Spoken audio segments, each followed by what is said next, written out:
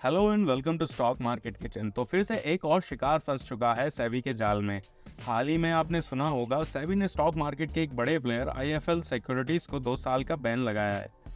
एक समय में इंडिया की टॉप 5 बिगेस्ट स्टॉक ब्रोकर्स की लिस्ट में आने वाली ये कंपनी आज ऐसा क्या हो गया कि लेने के देने पड़ गए। देखिए, जब बात पैसे की हो तो अच्छे अच्छों के मन में लालच आ जाता है। ऐसा ही कुछ मंकी बिजनेस आईएफएल सिक्योरिटीज ने किया है थोड़ा सा। 1993 में सेबी ने एक रूल पास किया था कि एक स्टॉक ब्रोकर अपने क्लाइंट के पैसों को बिल्कुल अलग बैंक अकाउंट में रखेगा और ब्रोकर के पैसों से मिक्स नहीं करेगा। अब आप सोचेंगे कि कौन से पैसे? जब आप किसी स्टॉक ब्रोकर का अकाउंट खोलकर उसमें पैसे डिपॉजिट करके stocks, bonds, schemes, T bills और जो भी कुछ खरीदते हैं, वो पैसे पहले स्टॉक ब्रोकर के अकाउंट में जाते हैं। फिर उसके बाद आप इन्वेस्टमेंट करते हैं और कभी कभी अपने वॉलेट में कुछ बैलेंस भी रखते हैं।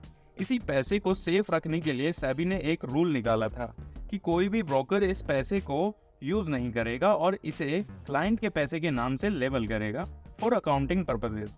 नहीं तो अगर आपने 5 लाख रुपए डिपॉजिट किए और आपका ब्रोकर उन्हें यूज कर ले तो आप क्या करोगे? आपके पैसे को वो किसी भी पर्पस में यूज कर सकते हैं, राइट? और इनकेस अगर आपने कल को पैसे वापस मांगे तो वो सेम किसी दूसरे क्लाइंट के अकाउंट से पैसे निकाल कर आपको दे सकते हैं। तो कुछ साल पहले सेबी ने एक इन्वेस्टिगेशन निकाली अप्रैल 2011 से दिसंबर 2013 के बीच में कि आईएफएल सिक्योरिटीज रूल फॉलो कर रहा है या नहीं। और फिर सेबी को पता चला कि आईएफएल सिक्योरिटीज ने कुछ 26 अकाउंट को क्लाइंट लेवल नहीं दे रखा है और उनके पैसों को अपने मनी के साथ मिक्स कर रखा है एक पूल्ड अकाउंट में, जो कि सरासर सेबी के रूल के खिलाफ था। तो फिर आईएफएल सिक्योरिटीज की मैनेजमेंट ने एक्सेप्ट किया मिस्टेक, लेकिन रिटर्न में ये बोला कि हमने कभी क्लाइंट के पैसे को यूज नहीं किया। ये कैसी बात होती है? अगर एक जग में 2 गिलास दूध डालेंगे तो कैसे पता लगेगा कि ये मेरा है या तुम्हारा? सेम चीज पैसे के साथ है और ये बात सेबी को बिल्कुल भी पसंद नहीं आई।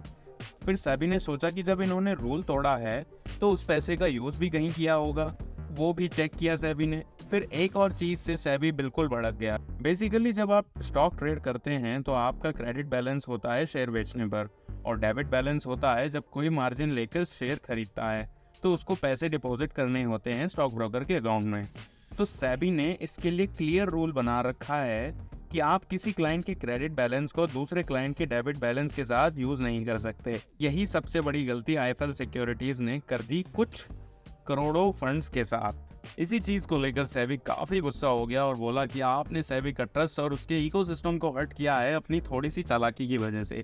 इसलिए सेबी ने आईएफएल सिक्योरिटीज को 2 साल तक नए क्लाइंट्स को ऑनबोर्ड करने के लिए बैन कर दिया है। यहाँ तक बात ठीक है कि आईएफएल सिक्योरिटीज ने कस्टमर्स के साथ कोई स्कैम नहीं किया और पैसों को लेकर भाग नहीं गए जैसे कि बड़े स्कैम्स में होता है। बात यहाँ नहीं रुकी और आईएफएल ने एसएटी, जो कि सिक्योरिटीज अपीलेट ट्रिब्यूनल है, वहाँ पर अपील किया है जितने भी चार्जेस सेबी ने लगाए हैं कि ये सारे गलत हैं और हम इन्हें प्रूव करेंगे। अब इन्हें कौन समझाए कि भरोसा और इज्जत एक बार चली जाए तो वापस नहीं आते। आपको क्या लगता है आईएफएल सिक्योरिटीज के केस में? कमेंट करके बताएं। इसी के साथ वीडियो का एंड होता है। मिलते हैं अगली वीडियो में और उससे पहले सब्सक्राइब करना ना भूलें। धन्यवाद।